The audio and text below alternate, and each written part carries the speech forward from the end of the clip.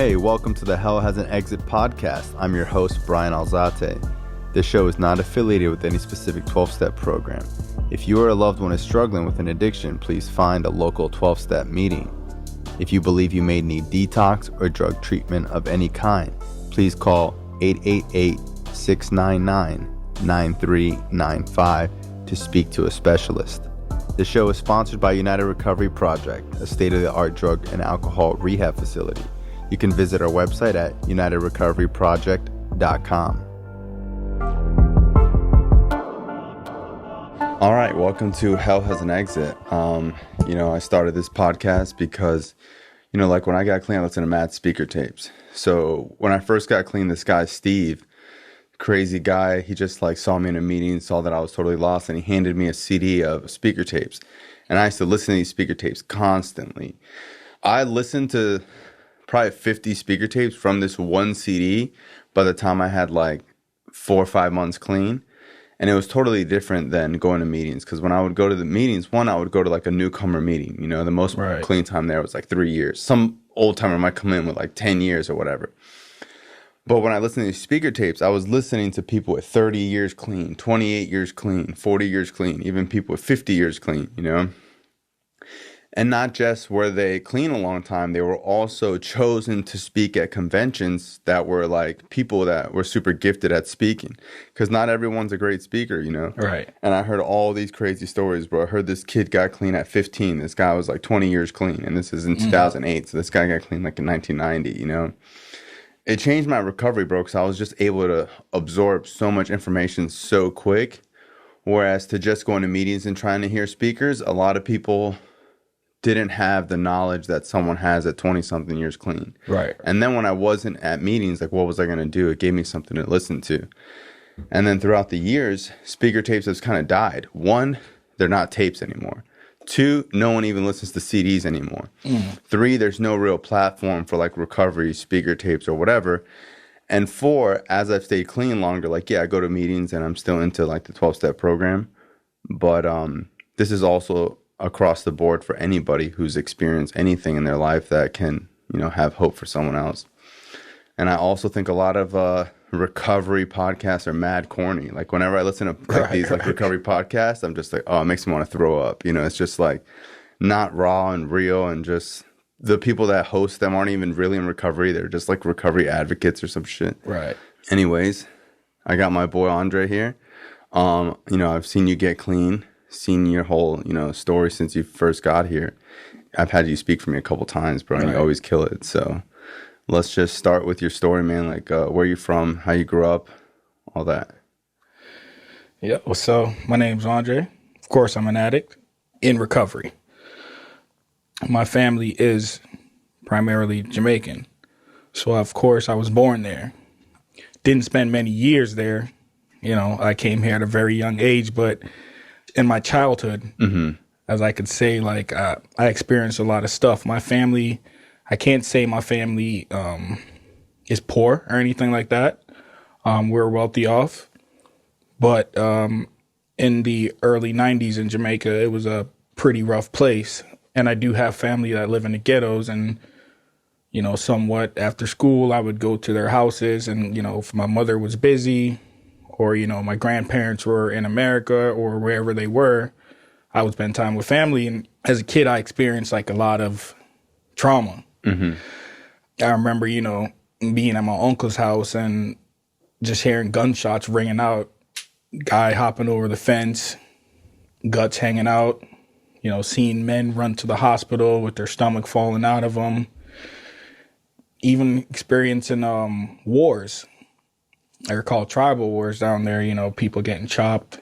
I had a young friend when he was a little bit older than I was. I think I was 4 or 5 at the time. Remember him, his head getting chopped in half at a young age. So at a young age, I experienced a lot of violence, even. And this is the 90s? Yeah, early 90s. Wow.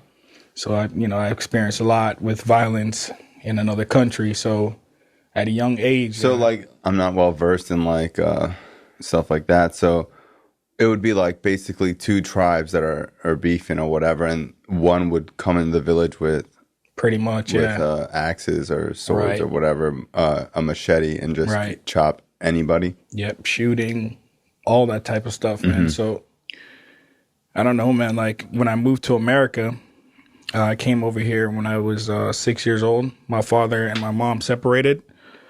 So then in 10, my father lived in Maryland and my mother lived in Virginia. So it was the first type of separation anxiety that I had, or, abandonment. Mm-hmm. I don't really speak about it much, but when my mother left, like, you know what I mean? I was very depressed, very sad at a young age, even though I always loved my father. He wasn't a very understanding person, but I could say he's changed now. He worked a lot. At the time, it was like, Dad's always gone. He has no time for us. But in the grand scheme of things, like as me being a father now, I see why he did what he did. So I didn't, in the long run, I would be better off in life. But at that point, a child, like, you're like, Dad doesn't care, but he did. But then, I had a stepmother and a younger brother. I have 5 brothers. So I had me, my brother Andino, I know he doesn't mind me saying his name, and my younger brother Brandon lived with us at the time. And I can't say I had a bad life, because This is in Maryland? Yeah, this is in Maryland. We lived in Burtonsville, Maryland. We had a good life. My dad gave us anything we wanted. You know what I mean? We would go to NASCAR, go sit courtside, watch Michael Jordan play. He was a bum at that time. Very mean dude. No, he's a good guy. He was just tough on the guys on his team. I saw early what it takes to be successful. Very tough guy, very driven. Yeah, my dad worked for a company then, GTE, Verizon. He did telecommunications. So he was always busy. So at a young age, I saw what work looked like and what it takes to be successful. My dad was very tough when it came to school.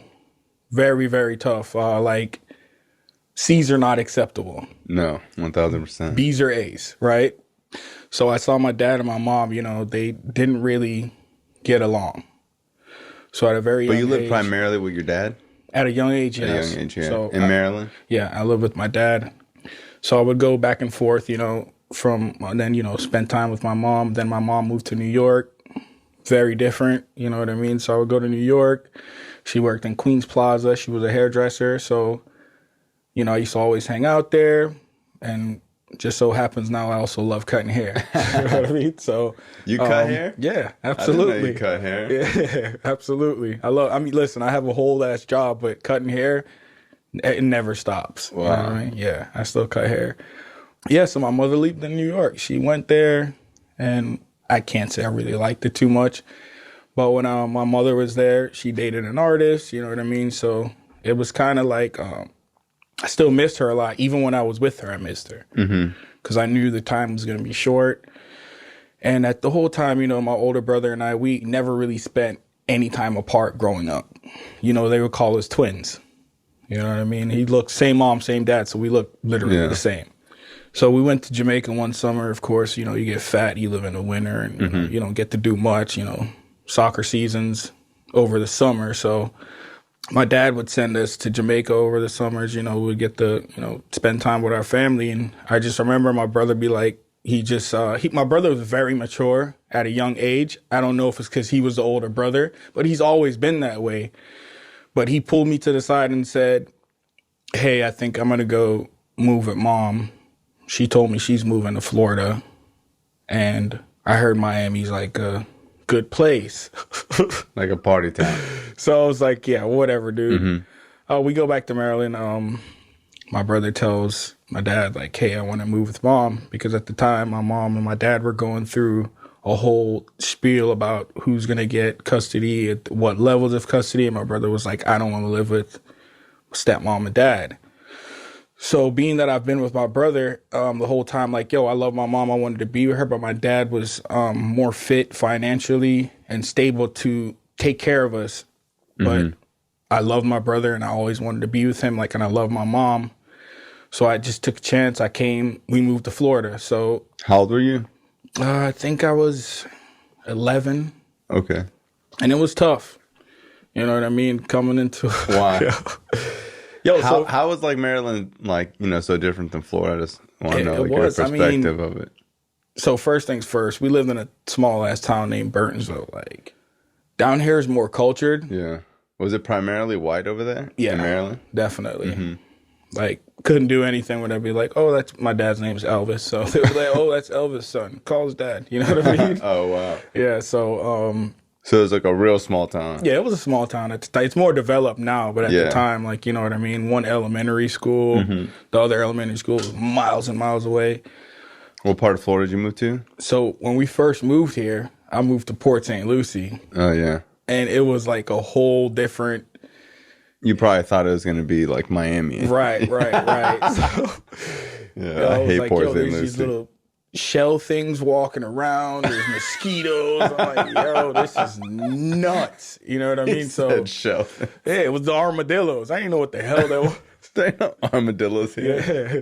So, you know, I don't even know what the hell they were. So, at the time I was like, it was shocking. You know what I mean? And then we were like, I don't know, some place Midway Road, like Port St. Lucie, Fort Pierce. You know what I mean? It was different because, you know, going from my dad giving everything to my mom, you know, like when my mom first moved to Florida, she just chanced it, you know. We had family in Port St. Lucie, so it was tough. Mm-hmm. But my mom, she's a very driven woman. She does not give up no matter what. She doesn't step backwards. You know what I mean? So, she literally worked at Popeyes and took care of us. Mm-hmm. You know what I mean? So, my great-grandmother at the time literally lived next door. And she was a whole ass Jamaican Cuban woman who was just nuts. You know Jamaican what I mean? Cuban? Yeah, my great grandmother. Yeah, like my family's all mixed, Portuguese, Cuban, all that good shit. So it was tough. You know, at that time I grew close to my great grandma. She left, so when she left, felt a sense of abandonment again. You know, she went back to Jamaica. Then we moved down to Fort Lauderdale. Boom, been in Fort Lauderdale ever since. Went to middle school at Addicks Middle. So going from like a A school in Maryland to coming down here and then going to, you know, Crispus Attucks Middle School, it was tough. For one, everybody made fun of me because they're like, "Oh, you talk like a white boy." Mm-hmm. I didn't know what it meant to be like, "Oh, you talk like a white boy." Like, "Oh, you mean like I don't talk ghetto?" Like, is that what it is? Because I don't talk with the slang. You know what I mean? So I didn't really feel accepted. Wow. You know, and it was tough because I'm as dark as it gets. You know what I mean? So, and I'm like, I love Pac, black of the berry, sweet of the juice. You know what I mean? So like, I mean, I got into a lot of fights. Like immediately coming down here, my mom, you know, getting calls from the school. Hey, your son's an outstanding athlete, soccer player, volleyball, basketball, all that, all around the corner. You know what I mean? I did it all. And I got to say, like, it was nerve-wracking, you know what I mean? Just going to school every day and, like, there would be stabbings, fightings, you know what I mean? Like, so all types of trauma growing up. Mm-hmm. Always having to feel like I have to protect myself, like, you know, have a chip on my shoulder because people used to make fun of me, you know what I mean? Like, "Oh, yeah, you got the AI shoes with the AI jersey. Like, why are you coming to school dressed like that? Like, you're a pretty boy." Like, you know what I mean? Like, yeah, it was tough. Growing up, you can't win because if you got the clown shoes on or something, they make fun of you because you don't got like the nice shoes on. Then you come in, you got the nice shoes on, they start making fun of you because of that. It was so crazy. One of the kids that I went to school with, like, I remember I had some Buffalinos. You know what I mean? Back in the days, Buffalinos. They was all right. You know, there wasn't no Timberlands, but you could wear them in Florida without your feet sweating and shit. So he stole my Buffalinos. You know what I mean? I'm like, you was just making fun of me for being a pretty boy. So, got suspended. I used to fight a lot in school. I used to fight a lot in school. And I didn't really know why because I didn't know how to handle certain situations without being angry. Because I had a lot of anger built up inside of me from, you know, just shit with my family, you know what I mean? Just neglect, all that type of stuff. I can't say everything played out how it was supposed to, but at the time, like, those feelings were very valid, and I didn't know how to express those feelings. You know what I mean? Like, and even when we came down here, my mom, like, she literally transferred from Popeyes to Popeyes down here. That's what she did. Mm-hmm. She became like one of the managers for the stores, like I think 4 or 5 stores in Broward County. So, you know, she got a little bit more money. Mm-hmm. Everything was going well. And then she put herself through nursing school. So she started being a nurse. So, you know, here comes. So here comes the nursing hours. So now I have like nobody to tell me not to do this, not to do that. Yeah. Not at all. No supervision. And you guys moved to Broward? Yeah, we moved to Broward. Like Melrose Park, Riverland area. Still live over there. So we live in, at the time we lived in Melrose. Now we live in Riverland. But at the time it wasn't so much of a great area. Yeah. There was a lot of crack. There was a lot of gangbanging out there. You know what I mean? It was kind of rough. You know what I mean? Riverland is the other side of 95 on Broward? On Davie Boulevard. Davie Boulevard, yeah. Davie Boulevard. I mean, it's like Lauderhill. Lauderhill? No, Lauderhill's north. Lauderhill's north? Yeah. So, I mean, to be honest, it was tough. You know what I mean? But I always had an older brother. Yo, my older brother and I have always been close, you know, all through middle school, high school. Yo, so we get into high school. I mean, I had all A's and B's going into high school. That's when everything just went to shits. I started hanging out with people from Davie. Davie represent, bro. Hollywood, you know what I mean? And then, yo, it was like from there, like, you know, all the dudes in my neighborhood, they had like all the drugs. You know what I mean? And then, like, yo, being Jamaican, like, you know, my brother, his ass is, yo, we spent majority of our lives here, but my brother's as Jamaican as it gets. You know what I'm saying? He really embraced the culture. Oh, what?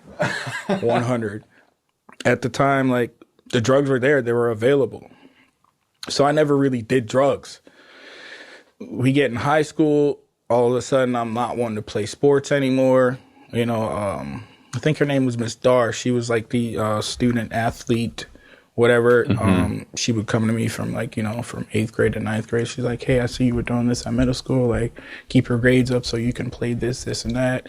You know, timing me in PE. Like, wow, you run a 4.2. That's awesome. Me, like, what the hell is a 4.2? Not knowing that I was fast as shit. You know what I mean?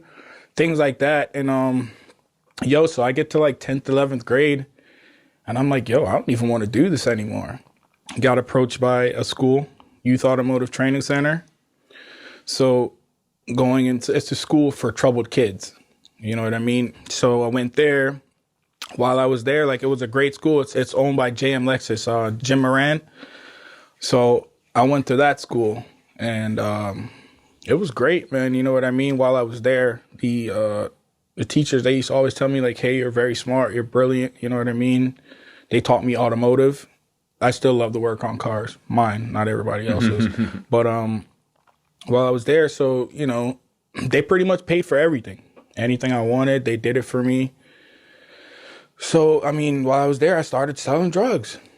You know, I started by selling weed, nickel and dime bags. What's this, like senior year? Junior year? Senior. Started selling nickel, dime bags, you know, and started seeing money. I didn't have to ask mom for money, or mom didn't have to buy me shoes. So with that being said, my boys from out west and Davey, they were a little bit more experienced in the works, you know what I mean? So boom, you know, they're like, oh, well, you can sell ecstasy pills and make a lot of money. Because at the time, everybody was eating ecstasy pills. So, yeah, bro, I remember, they had the Playboy bunnies, the green Mitsubishis. D's up, hopes down, all that shit, you know what I mean? Yo, so I started selling those, and I had a nice connect on it, you know what I mean? So from there, by the hundreds, by the thousands, I was making a lot of money. And 17, 18 years old, you're starting to make all this money. You're like, yo, fuck school. Like, why would I need to go to school if I'm making all this money? You know what I mean? One day, you know, somebody was like, oh, hey, have you ever tried one? It's like, no, I don't do drugs. I just sell them. So, wait, were you smoking weed at that point? Yeah, I smoked weed. Oh, you smoked weed? I always smoked weed. Yo, I've been smoking weed since I was 7 years old. Wow. Yo, 7 years old. Yo, I'm Jamaican. That's like, you know what I mean? It's like a natural thing. Yo, come on, man. It's like wine in Italy. Yeah, it's like, yo, it's a natural thing. Everybody smokes weed in Jamaica. You know, well, not everybody, but majority. A lot of people smoking weed. It's like a culture thing. You know what I mean? So even when you moved down here, you're still smoking weed? Yeah, I still always smoke weed. When you were a kid, were you trying to get other kids to smoke weed, or was it just like a thing you just did by yourself? I just smoked weed. Like, yo, I could remember in Maryland, like, you know, my neighbor smoked weed. You know what I mean? So I used to ride my skateboard around. And were your parents cool with it? Hell no. Fuck no. No, not at all. Not at all. There was a kid in Maryland, his name was Johnny. And You were never like, but Mom, we're Jamaican. No, Dude, fuck no. Hell no. she wasn't having it. No, she's not accepting of that shit. Let me just back up. My mom doesn't smoke weed, drink, none of that shit, nor does my dad. At all. At all, yeah. At all. I probably My parents are the same way. Yeah, I probably seen my mom. So my mom has a whole bar, and I swear that shit collects dust. You know what I mean? People come over and be like, "Oh, you got a whole bar in your house. It doesn't bother you?" I'm like, "No, it doesn't bother me. But if it did, she would put it away. She supports my recovery." Yeah, for sure. But yo, like, so I stopped fucking caring about anything, just money. And you know what I mean? Started, getting into racing. So senior year, you're saying that you tried ecstasy for the first time? Yeah. So ecstasy. Then, started going to Miami all the time. Nocturnal, space, you know what I mean? Party until the fucking sun comes up. Yeah. You know what I mean? Before you know it, like, all the drugs are, they're getting sold, but they're running out too. You know what I mean? And then, like, I'm always depressed now. It's like if I'm not on drugs, I'm depressed. Like, I'm driving around with just a Patron bottle, you know what I mean? Like, drinking Patron straight. That's where my disease took me. Started going to Key West, ended up doing stuff down there, selling stuff down there. It mentally, it got tough. And at this time, my older brother, he had a daughter now. So he was like pulling away from me. So your brother started cleaning up his act and like growing up, and you were just like, yeah, party's on. Yeah. Party's on. So, met my daughter's mom. She was a party fucking animal. You know what I mean? So she moved in. Shit was crazy. Both of us were temperamental. We used to always fucking fight. All types of shit. Anyway, so I got locked up for the first time, walking in my neighborhood. So my little brother that lived in Jamaica, he moved over here, started living with us, and I was walking one of his friends home one night, got locked up. First time I ever got locked up. Just walking down the street? Just walking. No drugs on you, nothing? No drugs, nothing. Just bad fucking luck, yo. From there, man, like, once I seen what Broward County's hotel was, like, I was like, oh, this ain't shit. Like, this ain't that bad. Yo, this ain't that bad. I don't know what these guys are talking about. You know what I mean? It was like, yo, you get 3 meals a day. You know what I mean? You get a nice little bed. Yeah, fuck that. You know what I mean? At the time, I didn't give a fuck. Because I didn't have anything really, or so I thought, to live for. My mom would get stressed out, and then I got locked up for domestic violence, right? So I did, I would say the first time I got locked up, probably like, 3 months or something like that. Got out. They put me on freaking probation. I didn't last a day on probation. I got locked right back up. Wow. So I ended up doing 364. I still managed to graduate from YATC going through all this crap. What was that? The you school? thought I'm, yep, I still managed to graduate. Wow, so wait, this is all senior year? This is still senior year? I managed to graduate from there. Wow. You know what I mean? They helped me out with fucking everything in my life, man. While doing a year in jail? No. So after I graduated, that's when I ended up doing the year. Gotcha. But I think they kept me from where I was, headed at the time. At the time, yeah, it helped you out. Yeah, but after that, like, I got out of jail, was in shape. I was doing, I was like, hey, maybe I should go to school. So my brother at the time, he was a nurse. So was my mother. So I was like, all right, so let me go back to school. There was a school called Sunshine something. I don't want to say their name. I don't know if it's okay. But I went there. So I started working at a nursing home. And yeah, so while I was doing that, Rick Scott passed a law, said you can't, and I was going to be at school to be a nurse, like, you can't have any type of, what do you call it? Like a violent, violent background. Shit. So that went to shit. I worked there for like 2 years, but while I was working there, I was still selling drugs, still doing drugs, all that. And there was a guy, his name was Jennings. he took a liking to me. You know what I mean? And he used to say things to me like, you're smart, but you're not applying yourself. Like, you're being a dumbass. You know what I mean? And he would sit there and he would talk to me about airplane engines, everything. And like, I would respond to him and he was like, why don't you be a automotive mechanic for, I mean, what is it called? A mechanic for working on airplanes. Yeah, like an airplane mechanic. Yeah, so I was just not responding. Aviation? Aviation, that's what it is, aviation. So I wasn't responding because I had no sense of direction where the fuck my life was going. And at this time, like, my dad started, like, really disliking me. You know what I mean? Because my dad, his thing was, like, if you would have stayed with me, you would have been better off. Yeah. You know, because I didn't have that guidance. Like, my mom didn't. My mom was tough. But she didn't, as a young man, like, she couldn't really tell me much what to do. Yeah, and your dad seemed pretty strict. Yeah, he really was, man. So as going through that, dude, it was a crazy time in my life. And, so I had my first daughter. You know, my mom used to always tell me, like, you're going to be a dog, you're going to have a daughter. My daughter came into the world. I wanted to change my life. So I couldn't do it. Like, no matter what I tried. So my baby mom's left. She went to New Jersey for like a year. 2 years. She took my daughter and went up there. She came back. I was already with somebody else. I was with my son's mom. I had a child with her, and I was still selling drugs, still out in the streets. The addiction got worse to where I was now snorting heroin, eating Xanax, blues, you know what I mean, selling them, it was the whole pill mill fucking thing. You know what I mean? So now I had 2 kids. You were doctor shop and everything? Oh, was I? I was out there. You know what I mean? And, I was buying thousands and thousands and thousands of pills a week, thinking I was a fucking kingpin. You know, in my head, I was the biggest drug dealer in fucking Broward County. You know what I mean? Shithead. At that point, I pretty much wanted to give it up, man. And it just so happened I was driving to Miami to go pick up a bunch of shit. I was tired anyways. I got pulled over with thousands of pills. Detective was like, I thought you had cocaine because of how much pills you had. I don't really want to disclose too much of it, but the judge gave me a chance.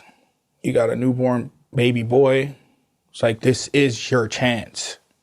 Like, there is no more. If you get locked up again, like, I'm pretty sure. So I had a trafficking charge. You know what I mean? They were like, they gave me a chance.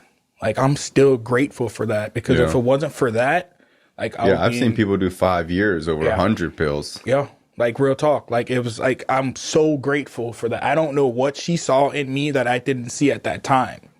You know what I mean? So the 15 years turned into nothing, to a chance at life. And I did not listen. I still got locked up in Broward County again for blues. That was the last time I got locked up. After that, I knew I needed to give it up. I got out. So how I got into the program, 12-step program, was pretty much, one of my best friends one of the first people I met in Florida, he passed away. He called me one night and said, hey, I'm going to go cop some stuff. I was like, hey, man, I'm really trying to get clean. I'm sick of this life. I don't think I'm going to get high tonight. He died that night. Wow. Right? Off pills? No, off heroin. Heroin, because, we started, the disease got so bad, we started shooting up. You know what I mean? And that was it for me, seeing, like, my best friend's dead body. You know what I mean? Like, in front of my face. It was real. Felt like I was him at that point. So I went to his funeral, became real. His father barely speaks English. He's Cuban. His father barely speaks English, yo. And let me tell you, like, he managed to say, I don't want you to die. I know my son loves you. Like, he talked about you all the time. It was real for me. So after that, I went to my first meeting. At the meeting, my mother came with me. I cursed her out at the meeting. I'm not high. Realistically, I was on cocaine. I was on Xanax. I was on heroin. I was on everything, dude. Yeah. It's out of my fucking mind. So I went to a place, you know what I mean? And I got clean. For the first time in my life, I actually got clean. But previous time that I tried to do it, it was just like, I'm going to shut mom and dad up, whatever. You know what I mean? Yeah. But this time, like, I was like, I have to. I have no choice. So when I went there, Yo, I remember even previously before I went there, my brother was like, yo, you're a crackhead. I don't even know you. He's like, I'll pay you to get clean. And then my best thing, I was like, well, I could just take the money from him and then just not get clean. You know what I mean? I'm like, yo, I cut my hair, clean myself up. You know what I mean? I had dreads before, whatever, all that shit. So I cut my hair, did everything. And yo, I just remember coming into, I think it was like my first few months in the program, like my children didn't want to be around me. My mother was sick of my shit, but she was still there because I'm her son. Mm-hmm. She never gave up on me. My father, we did not have a good communication. Like, he was sick of my shit too. He came down here one time when I overdosed, and he was just like, yo, you're going to die. It's like, I don't know what I'm going to do without you. And my brother came to me and he was like, hey, you should get life insurance. So if you die, your kids will have something. Wow. Shit got real. Yeah. So, yo, like, at the time, dog, it was fucking crazy. Because I didn't really know what the fuck I was doing, what direction I was going in. And, yo, I took a shot. You know what I mean? I took a shot. And, like, yo, it was just like, I remember, like, my first couple weeks, I used to talk about this all the time, my first couple weeks getting clean. I would call, like, my older brother, or he would call me just to check up on me, like, yo, how's it going? And I'd be like, oh, everything's good, but, like, you know, like, I used to always ask him for money. Mm-hmm. You know what I mean? Like, or my family, whoever I talked to, like, I used to always ask them for money because, like, I had lost that drive to go get it myself. So it was just like, I felt like every time I called somebody, like, they always thought I was going to ask them for money or some crazy shit. But it was just a genuine, like, hey, you know what I mean? Because I wanted to get back what I lost with my family because I thought it was going to be on some overnight shit. Yeah. But it wasn't. I saw the men in the program like yourself. I saw how you guys walked. I saw how you guys laughed. I saw how you guys had fun. You know what I mean? And I also saw how you guys were serious. So I was like, hey, man, I really, you know. Yeah, and like in South Florida, it's like a whole nother world out here. You know, yeah. Like going to meetings out here. You go to meetings, there's 120-year-olds. You know, there's like, we really try to make recovery as attractive as possible. But, you know, being someone in recovery that's been clean a long time, I've seen what happens when people only stay for like the fun shit. You know, yeah, going to meetings, you know, it's pretty fun, bro. You hang out with people, there's girls, whatever, you know. But if you don't take it seriously, I've seen those same people die. You know? So there's like that balance where it's like, yeah, bro, I like to have fun. I like to, you know, do the same things everyone else likes to do, bro. But when it's time to get to work, there's a lot of work to be done, you know? Yo, I didn't understand that at first, though.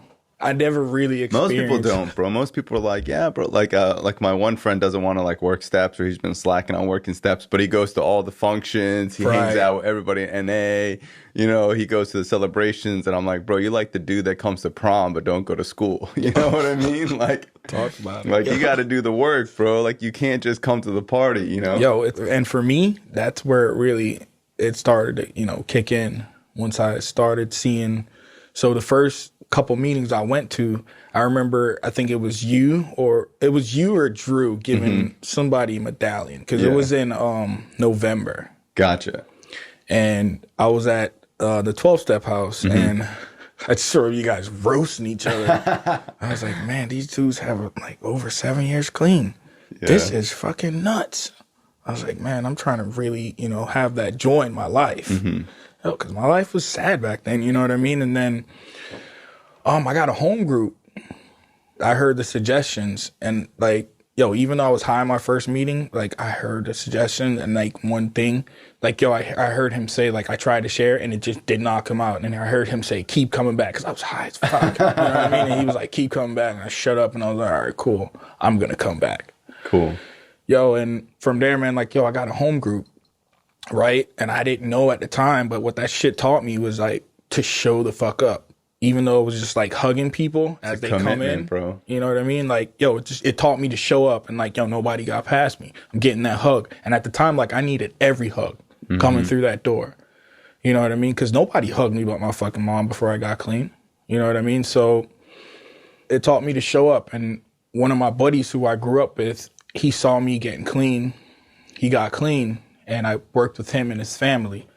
I started off, you know, I was doing waterproofing and caulking. And that's your first job in recovery? Right. My sleep was still messed up.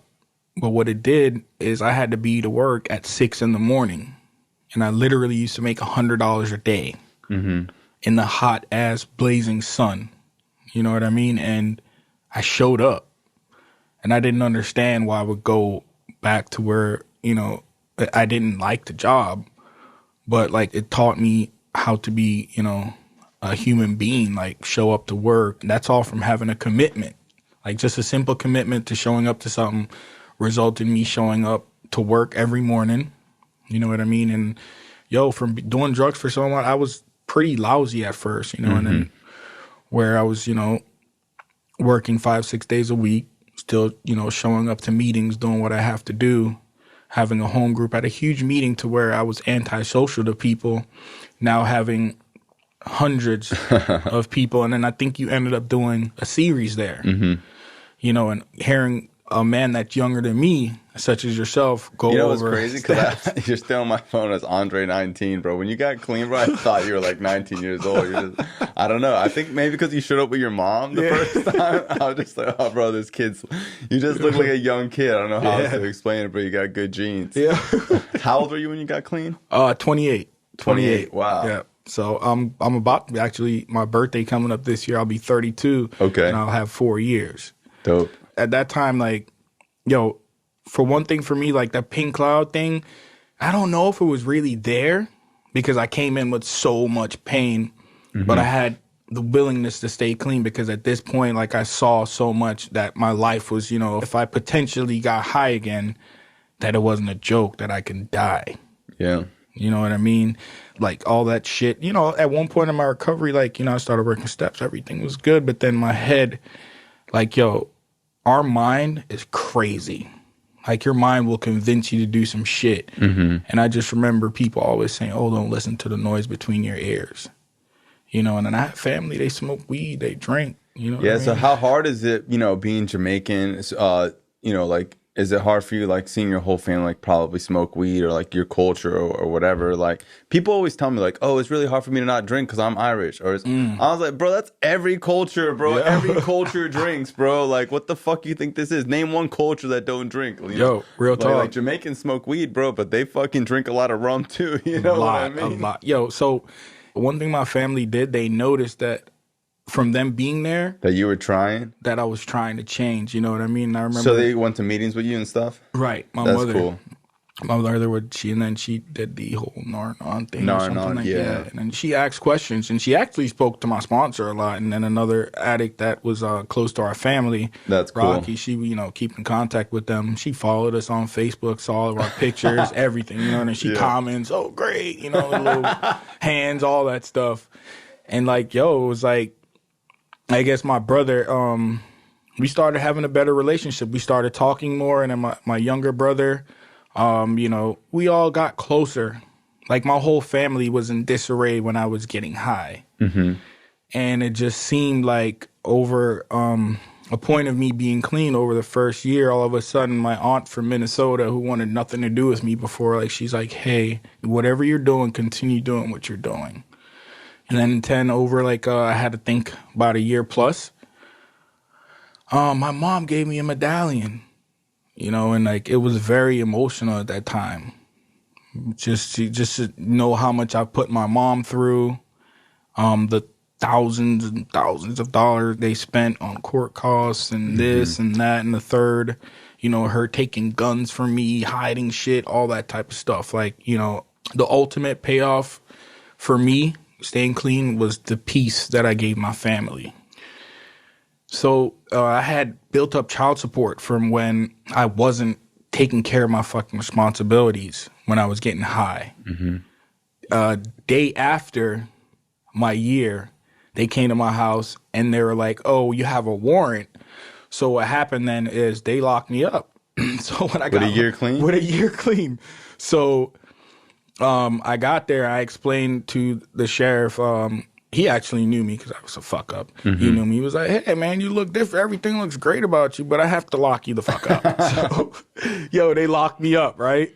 So I'm in there. The very first lady that processed me, the first time I got locked up, she was processing me again. She said, wow, Mr. Stevenson, you look great.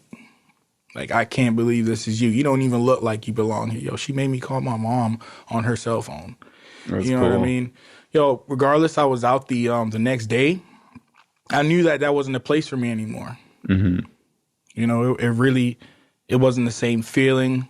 Like the program was changing my mind, the way I think. I changed sponsors after like a year clean. There was a man that I was attracted to. You know what I mean? Like, yo, people, there's such thing like femininity and masculinity. Yo, like his masculinity was bold. Mm-hmm. You know, so it was a sense of, I don't know, I was at a place where I was like, yo, my mind ain't working right. Talking to my boys, and he's like, yo, I don't know, man, like, you need to change something. So I said, okay. And at the time, I think I was doing my fourth step, you know, and I started seeing the parts that I played in everything and, you know, the harm that I did to people and all that stuff. And, yo, it was a sense of feeling like, shit. And I didn't feel comfortable going over my fourth step. I started thinking, I'm like, yo, I could go to the strip club and just confess all this shit to a stripper. There you go. Yo, and like my best thinking was shit.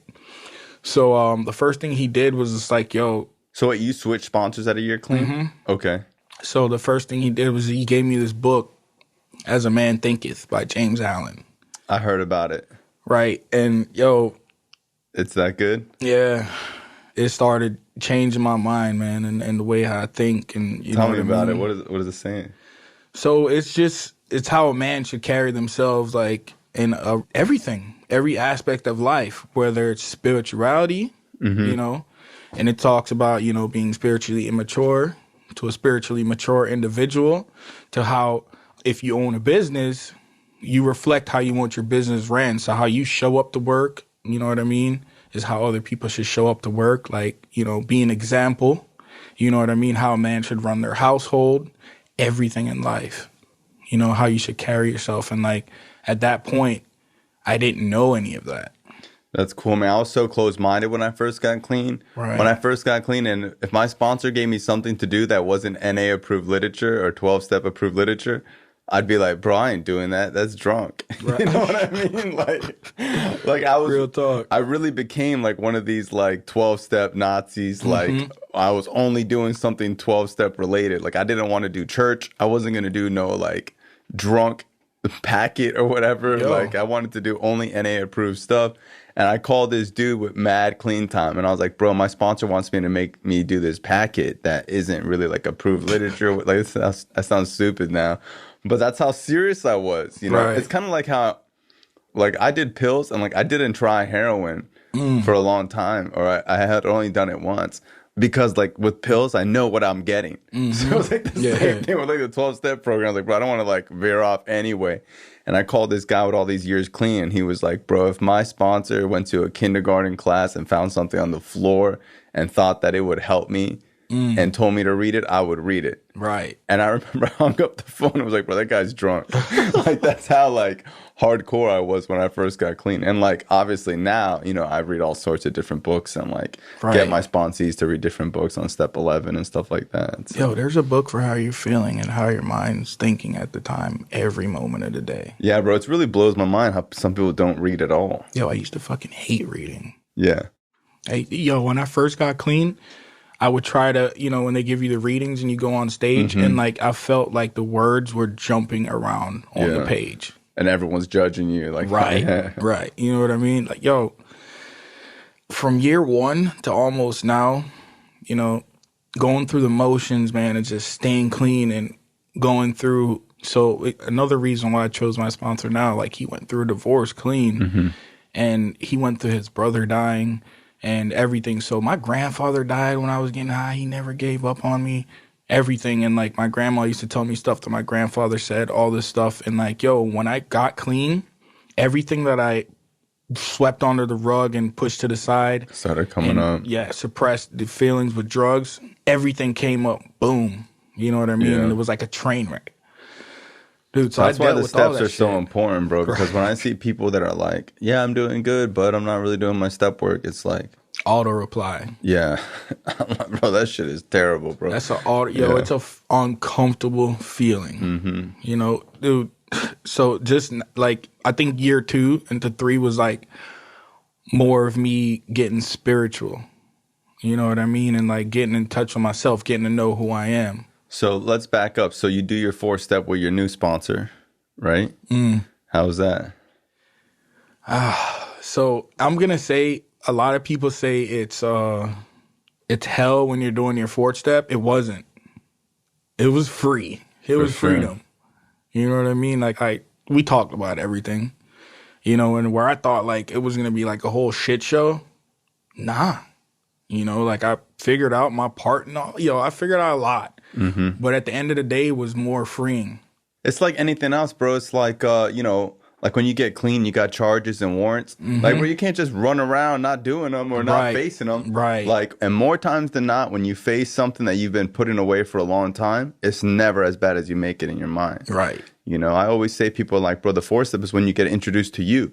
What you're running from is yourself. Yes. You know, like people say, don't get in a relationship for a year. I always say like, nah, you should do a fourth and fifth step before you get in a relationship. Because how are you supposed to get to know someone else? You don't even know yourself. Honestly, now that you said that, it makes a whole lot of sense because before, like I was like a whole ass, idiot. And then after I did that, slowly I started to find who I was, what I like, my interests, everything. That little boy like went away, and I felt like I was finally becoming the man that I'm supposed to be, to where I would be scared to have success. Like now I'm not scared to try new things. Like I always, so at about a year and a half clean, I wanted to give back because the men that, I look up to in the program, I saw what they did. So I said, okay, it's going to be less money, but I'm going to go work at the treatment center. Fire. I did that. Even though my pockets burnt a little bit, it was cool because I worked so much that I saved a little bit to where I could do that. You know what I mean? I always tell people like making the choice to make less money is such a lesson in discipline and what you want in life that most people will never do that. Most people will live their whole life and never be able to say, I'm going to choose to make less money because it's better for me mentally and spiritually. Yeah. And I'm willing to do the harder thing because people think like chasing the money is the harder thing. The harder thing is saying no to the money. Exactly. You know what I mean? But when you learn to say no to the money and say, I'm going to take care of me first and build a foundation, key. You could start building empires and skyscrapers, and as opposed to just building fucking houses and shit with no foundation that as soon as a hurricane come, they wash away. You know? For me, it was like, you know what I mean? I was taking care of self, but then I also saw the service that I wanted to put out. Even though I was at the treatment center, I didn't feel like I was getting half what I needed, but like for me, it was empowerment for myself, knowing that I can help others. And, like being there, every person that walked through that door, like there was a resemblance of me. Of course. You know what I mean? So I got to help a lot of people and I got to know a lot of people as well. And in this program, like if you just touch one person, that's what it's really all about. It's just one addict helping another in a 12-step program. So I remember when that journey left off and I was like, okay, it's time to start building as a man. And, I wanted to get my credit right. I got my license back. Everything was going all right. And then, I started speaking to my sponsor like, hey, I need to start building myself because I'm so far behind on everything. And it's like, well, what are your options? Let's weigh everything out. Man, I took a shot. My buddy that, I went to treatment with him probably like every time I went to this place, he was there. You know what I mean? Like we didn't hang out or anything. It just so happened that he would be there every yeah. So he was like, hey, like we kept in touch. We like, we became very, very close. He's like one of my best friends. You know what I mean? He was like, hey, I'm running this company now. Why don't you come work for me? You know what I mean? And I said, okay. And I was scared, man. You know what I mean? Like a fear. Like I just remember like just sitting there and it just like, I forgot what I was reading, but it was pretty much like you can't live your life in fear. You need to walk in faith. You know what I mean? And I was just like, like I'm going to take the shot. And it worked out. And I've been there for a year now. I'm finally getting to really be the man that I want to be. I can't say I'm there yet, but I'm where I'm supposed to be. I'm finally starting to do things that I like to do. Jet skiing, freaking go hike mountains and, go restaurants, everything. That's you know cool. what I mean? Like the key thing is like I have a relationship with my daughter now, my brother. Like I have two older sisters. We now talk, we never talked before. It was just like more of them seeing me like, oh, my brother's so fucked up. You know what I mean? And now it's like they call me. They live in, you know, one of them works in Arizona. The other one lives in Jamaica. They call me all the time now. My younger brothers, one of them, you know, he's in college in Maryland. The other one's, he works at his banker in Maryland. You know, so like we all have relationships now. And funny thing is, my older brother, who's the one that I'm real close to, he now works for the treatment center that I used to work for. Oh, that's cool. Because he's well off. He's good. He set himself up so he can, you know, do this, you know, and help other people like such as myself. You know, so now he's giving back. It's relatable to him, even though he's not an addict, because he saw me go through it. 1,000%. Yo, it's great. And like, you know, bro, my uncle just passed away like probably like a few months ago. Oh, I'm sorry to hear that. Nobody at my family was able to be there, but I was able to be there. And, you know, my aunt was like, hey, can you, you know, speak in behalf of this side of the family? And I was like, oh, they want me to speak. Like, you know what I mean? Usually it's like, don't go up there. Don't say anything. Yeah. And it's just, yo, like, honestly, man, since I've been clean, my family's just overall better. It's just like everything is in tune. Like, not even just, you know, my family, but extended. I didn't realize how much of a strain that I had put on my family and my kids at that. You know what I mean? Like, now my kids are like, not like, are you coming back? Like, oh, you're going to a meeting? Oh, can we come with you? Like, oh, what are we doing? You know what I mean? Like, my kids love me now. Like, not saying that they didn't before, but I was never present. Yeah, you didn't have that connection like you do now. Yeah, so now I'm just, I'm learning, man. Like, as a man, like, I'm learning everything. How has, like, your spirituality changed from, like, what you thought it would be? Because, like, I got really into, you know, reading different books and meditation and stuff like that when I had like 2 years clean. Right. And I think like from 2 to 5 years clean, like I got really obsessive with it, you know? So I'm not gonna lie, man. I was going to a retreat and I was listening to, it's like a Jamaican comedy type script, but they get really deep into talking about like spirituality and, you know, just overall politics, everything. But while I was driving, it was, you know, a whole, like, I think it was like an 8-hour drive by myself. So while I was driving up there, I was like, let me take the chance to, you know, get closer to myself, my spirit, and see what I can get out of this. And it just so happened when I put on the episode, they were talking about a man being spiritually immature, spiritually fit, you know, and spiritually mature, and where you're at in your spirituality. And they were, you know, giving different examples. And I wasn't so much on the side of being spiritually mature, but I was on the side of being spiritually fit, you know, to where I'm, you know, finally, you know, embracing the simple blessings in life, not looking at what I don't have, looking what I do have, you know what I mean? Trying to take care of my body, you know what I mean? Finally. And it's interesting because like when people talk about like whenever I talk to anyone like just getting cleaner, even like people on the street, they always say I want to be happy. If you want to be happy, people think like they have to change their life to be happy. You just have to change the way you look at it. Yes. If you just focus on the things you do have versus the things you don't have, simple blessing. The simple gratitude will start to feel good. Right. You know, the only reason most people walk around unhappy is because they're saying the way it is now, it should be different. Exactly. That's the only reason why people are miserable, unless you have a mental health issue where you need to have like extra serotonin and dopamine. That's like the only thing that can really change. Like, because I tell people all the time, like, bro, when you get the Honda, boom, you're going to want the Benz. Right. When you get the Benz, you're going to pull up to the red light and the AMG is going to pull up. Then you're going to want the AMG. You know, like everything you want in life, there's always a successor. And as soon as you get something, the initial good feeling of accomplishing something is going to drift away. And if you don't have gratitude and fulfillment before you get the things that you're looking for, it ain't never going to come. Yo, it was a point to where, you know, I started making a lot of money. You know what I mean? And yo, I got my truck. You know what I mean? Like, I love my little truck. When I got that damn truck, I thought I was God. You know what I mean? Reality is, you know, 2001 Toyota. You know what I mean?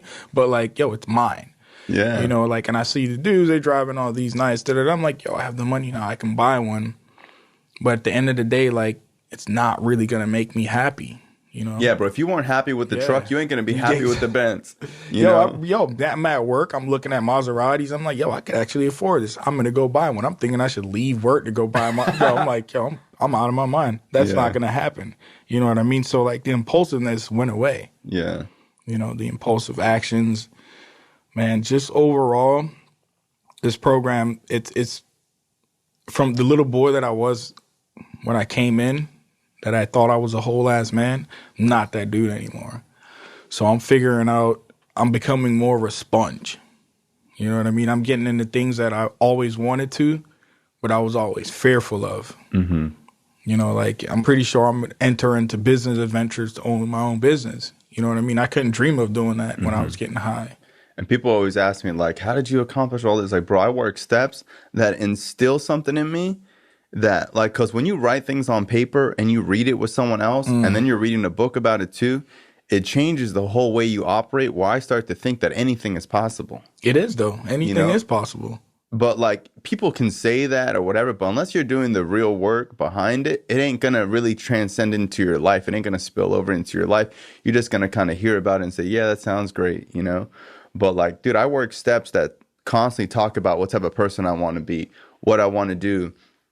Anything you want. And sometimes it's not like a financial goal. You know, I remember I had 5 years clean and I was thinking about hobbies, and I was thinking about, like, when's the last time I had, like, a hobby? Like, I really don't have no hobbies, bro. Right. Like, I go to meetings and I go to work and I go to the gym. That's, like, literally my life. And I remember I had this epiphany, like, I can do anything now. Like, I can do anything, you know? And I thought about when I was a kid and I liked to rollerblade. So, like, I remember as a kid, there was, like, these rollerblades that, like, bro, they were, like, the best ones you could ever get. I forget what they were. They were the razors, like the razors. The razor joints. Yeah, like the razor dreams or whatever they're called. I remember being a kid and wanting them so bad.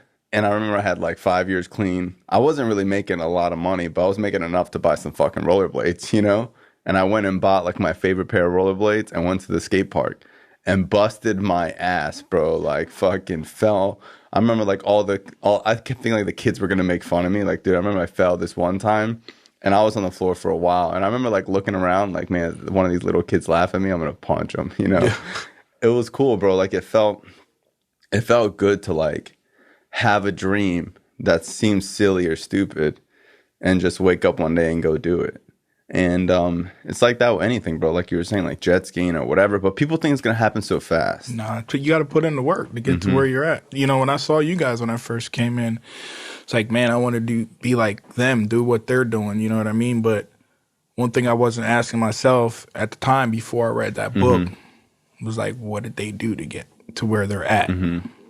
And then once I realized that... Yeah, people see the results, but not the process. The process. You know, the process is where it's at. People want the results, but don't want to go through the process. I always say that, you know, because it's like, you could see the end result, but you don't see what it took to get there. Yeah. And you don't see that, like, bro, I was the same person without that. You know what I mean? When I was 2 years clean, working at the mall, folding clothes, bro, I didn't think life could get better. I remember being like, bro, I'm getting paid $9.25 an hour. Plus a 30% discount. I arrived. Yeah, bro, fucking game over, bro. I remember, like, bro, I was happy as fuck then. Right. You know, I never missed a day at work over there. I was grateful to be there. You know, and a lot of times, you know, I tell people, like, oh, I'm grateful, whatever. Like, oh, yeah, well, you're the CEO of the company. Of course you are. You know, it's like, bro, I was grateful fucking as a tech picking up cigarette butts. Oh. You know? Recovery. I'm a simple man, you know, like, I enjoy the simple things in life, like the simple blessings. Everything in my life, I don't look at, you know, the problems. I look at the solutions. You know what I mean? And it's made my life very simple. You know, not to say that I don't go through things and I don't learn as I go. I mean, I have to remain teachable. But, like, yo, I'm not scared to ask for help, ask questions, you know, and, like, scared to admit, like, when I fuck up. You know what I mean? It's very key. Have you worked all 12 steps? Not yet. What step are you on now? 7. 7, nice. Yes. There you go. It's the defects. I would say 7 is probably, I think 6 and 7 are the most, like, life-changing steps. Oh, yeah. Oh, yeah. Yes. Very much so. I've noticed since I've, you know, finished my step 6 and stuff, like, I see a lot more. like my eyes are opened up to a lot more. Just wait till you get to 11. Like I always tell my sponsees, like, bro, I'm just doing this so you can get to 11. You know, like 11 is when, like, it changed my life, bro. Like when I did my 11 step, bro, my life changed. Like I could tell you that I felt like the literature says that it can't adequately be explained in words, and it really can't. Like what happened to me in step 11 is something that has pushed me to want to get other people to work the steps because it's so empowering. Like you can't explain it, you know? Right. And then step 12 is when it all comes together. You know, it's when you put all the pieces of the puzzle together and then you take a step back and then you see the big picture, you know? I'm waiting to get there, and the big man. picture is not you. You know, one thing that's key for me though, like in my life, I don't finish shit. So I've learned to like embrace my process and do the work. You know what I mean? I know it's not a race, but like I know it's key that I stick to it and get it done. You know what I mean? Because I see the change in people. I see the change in me now. Before I couldn't see the change, but like I see the change. So like in a way, like I should say I embrace it. You know what I mean? Rather than fight it. What's it like being like I mean, obviously I know what it's like, but just for other people that are listening, like what's it like having, you know, coming up on, you have 4 years clean? To have 4? No, I have 4 years in November. Okay. So what's it like, you know, being clean 3.5 years, almost 4 years, you know, just living your life and meeting people that aren't in recovery that like might think like it's crazy that like you don't drink or anything like that or like smoke weed? Yo, so I'm going to be honest, man, like majority of the people that I meet that aren't in the program be like, hey, you smoke weed? Be like, nah, man, I've smoked weed my whole life. For the past 3 years, I don't smoke weed because I choose not to. You know, I feel like I'm a better person without it. Me smoking weed, you wouldn't like me. Like, you don't drink either? Nah, man, I don't drink either. Drinking leads me to doing other things, such as shooting crack, possibly stealing all your money or robbing you. You know what I mean? And then, like, I'll explain to them, like, hey, man, that's just a boundary. That's just something I don't cross. I don't want to step back into, you know, the old me. Like, I like the person that I'm becoming, you know, and I'm not scared. I know it's like the 12-step program is an anonymous program, but if it's to setting a boundary so somebody will understand that this is detrimental to my life and it's a disease, you know what I mean? Like, I'll take the time to sit them down and let them know so they'll understand the type of person that I'm trying to become, where I was to where I am now, and why I will never want to do a drug again. For sure. And like that boundary setting is the key to preventing a relapse. Right. Because if you let that shit slide and you don't really set that boundary, it's easy to like have those reservations, you know? Yeah, I mean, it talks about our reservations and our steps. You know what I mean? And like for me, I know what I did was, I had to set boundaries with my family. And thank God, like, you know, their understanding of my boundaries. Yeah. Like at first it was like, you know, haha, joke. And I'm like, yo, it's really not. Like, you know, do you want the guy that I'm becoming or the piece of shit that I was? Yeah. You know what I mean? Like, oh shit, that's an easy decision. Cool, we want the new you. Yeah. Let's keep that guy going. You know what I mean? So it's not. And a lot of times it takes consistency for people to respect it. You know, like when you tell people like you're starting a diet and you've been fat your whole life, people think it's a joke. It's a joke, yeah. You know? And like it takes consistency for people to be like, damn, this person ain't backing down. And then 2 years later, they're like asking you for workout advice. You know what I mean? Real so talk. It's like the same thing, you know? Like I always compare recovery to working out. You know, it's the same type of thing where like in the beginning, and it talks about in literature. The commitment, right? You got to have a commitment. You got to follow through with it. And it talks about like, people are going to be skeptical. Yeah. You can't think that people aren't going to be skeptical. Your parents aren't going to believe in you the whole time. Your friends and family aren't going to be supportive the whole time. And it's totally fine because I had no problem smoking crack. And no one supported that shit. Real talk. You know what I mean? Like I didn't need approval to go and get high. Why would I need approval to stay clean? My sponsor really helped me with that, where like whenever I was seeking approval from my family or from outside things, he'd be like, you don't need permission from nobody to do what you want to do. If you want to stay clean, you're going to make it happen. Doesn't matter who thinks it's real, who doesn't believe in you, who supports you. Yo, the hardest thing that I've dealt with since I've been clean, though, I would say is with my children's mom. Like setting boundaries with them, having to talk to them like, hey, I need to do this, I need to do that. You know what I mean? And like them bringing up the old me to, you know, me not responding to it and just walking through like the motions of, you know, hey, you did this. And I'm like, you know, I just have to let it go and just continue to be a better person. And now it's to the point where I just do the next right thing, the next right thing, the next right thing. I don't get that anymore. Like I get the, oh, hey, like, what are you doing this weekend? Are you, I know it's not your week to have your son or your daughter, but they want to come over anyways. You know what I mean? And like learning how to co-parent, yo, that shit was rough. Yeah. You know what I mean? But those are things that all work themselves out from just fucking staying clean. Like I wasn't able to say 2 words to like my baby's mother without getting into an argument. There was no healthy conversations at all. You know, so now even those things have changed in my life through staying clean. Mm-hmm. You know what I mean? Like, yo. And what I always tell people is like, bro, your family needs recovering from you. Mm-hmm. You don't think they got trauma? Yeah, they all hug. You don't. Yeah, exactly, bro. It's like, bro, you don't think that they're resentful. You think their resentment went away because you got clean. You don't think that they fucking think about all the shit you did for years, and that, you know, when you get into an argument that it comes back. Like, dude, your family is going through their own process of recovery just like you are. And it'd be insane to think that after 6 months or a year or sometimes even years go by, that there ain't going to be no issues going on when you've fucked it up for years. Yo, I'm like right now, I could say like, yo, I'm in a relationship, just starting to learn how to embrace it, just starting to learn how to communicate everything. Because like I've never had a healthy relationship. You know what I mean? So now that's like new for me in recovery. Yeah, you know, dude, I mean? Dating was crazy when I first started. I remember I dated this girl for like months, and it was like my first real relationship. And I remember she was like, when are we going to hang out during the day? I was like, what would we possibly do during the day? Like I had never hung out with her during the day. Like it just wasn't a thing. Like all I knew was like Netflix and chill. Like that was it. Like, you want to come over? It's 9:30. You know what I mean? Like that's all I knew. I didn't know. Like she was like, can we go to the zoo? I was like, the zoo? What the fuck? Like I had never gone to the zoo. I had never like done any outside, like the beach. Like I never did anything during the day with somebody as an activity with someone, you know? Right. And the thing is, I didn't do the things by myself. How am I supposed to do that with someone else?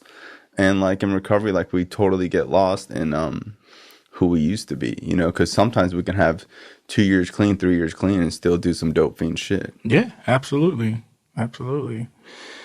For me, man, like I used to, you know, push away like, you know, they say all men have masculinity and femininity, you know, and a lot of men, I feel like, are scared to show their femininity. You know what I mean? And like what I try to do now is I try to like just embrace those things. You know what I mean? Like corny as it is, my girl would be like, oh, let's go get our feet done. I'm like, God, you know what? Come on, let's go get our feet done. Hell yeah. You know what I mean? Like, oh, let's go get them. All right, come on, let's go get a massage. You know what I mean? Like just the little things, you know, like it's tough, but like it's a process on learning as you go, you know? Even just socialize. I remember when I first got clean, I wrote about this on Instagram the other day. Like, I remember we used to all go to this pool hall and play pool, and like that was cool, but they'd also do karaoke. And I remember thinking like, bro, karaoke is whack. I ain't doing no karaoke. Bro, it was the funnest thing we ever did. It was like the whole PM recovery would show up at this karaoke pool hall place, and we would all do karaoke. I remember the first time I had like probably like a year clean, and these girls were like, it was like these 2 girls, and they're both really cute, and there was like some other girls. It was like 2 guys, and they're like, oh, you guys want to come over? And I was thinking like, yeah, like we're going to have fun or whatever, you know? And when we go over there, turns out the 2 cute girls are lesbians, and they're in a relationship. They said, all right, so I'm about to go home. Like, what are we doing here, you know?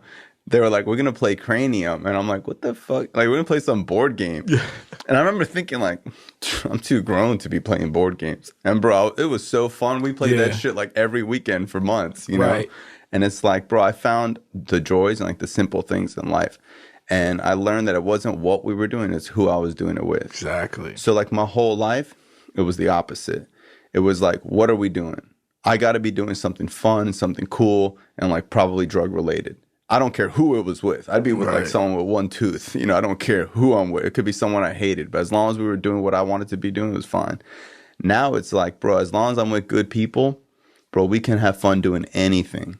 We will find something fun to do. Like, I don't care really what we're doing. It's who I'm doing it with. And I found the emphasis more on the people and the connection I was building with the people that I was with, and that were these good people that had good energy, that were positive, that were going to help me in my recovery. You are who you chill with.